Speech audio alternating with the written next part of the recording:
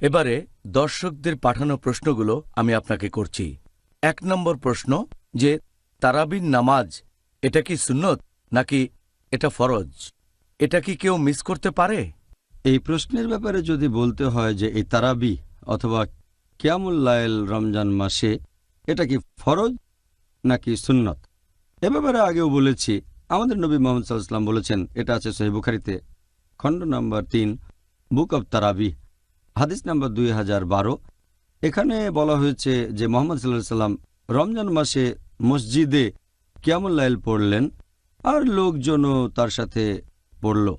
পরের দিন খবর ছড়ালো, সেদিন নবী আসলেন আর পুরো মসজিদে ভরা লোক। তৃতীয় দিনে অনেক মানুষ, আর চতুর্থ দিনে যদিও মসজিদে অনেক লোক, নবী ইচ্ছে করেই সেদিন মসজিদে এলেন না কিয়ামুল লাইল আদায় করার জন্য।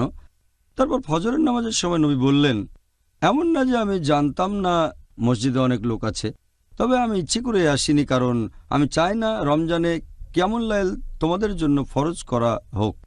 তাহলে এই হাদিস থেকে আমরা জানতে পারি যে এই নামাজ ফরজ না।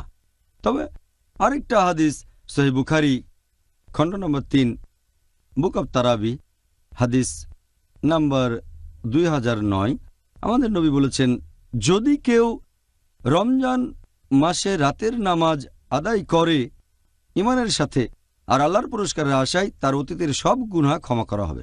এই হাদিসের ভিত্তিতে আমরা জানতে পারি যদিও এটা ফরজ না, তবে খুবই গুরুত্বপূর্ণ সুন্নত, সুন্নতে মুআক্কাদা। তার মানে নবীর যে সুন্নত গুরুত্বের সাথে সুপারিশ করা হয়েছে, যদিও এটা ফরজ না, এটা সুন্নতে মুআক্কাদা, খুবই গুরুত্বপূর্ণ একটা সুন্নত।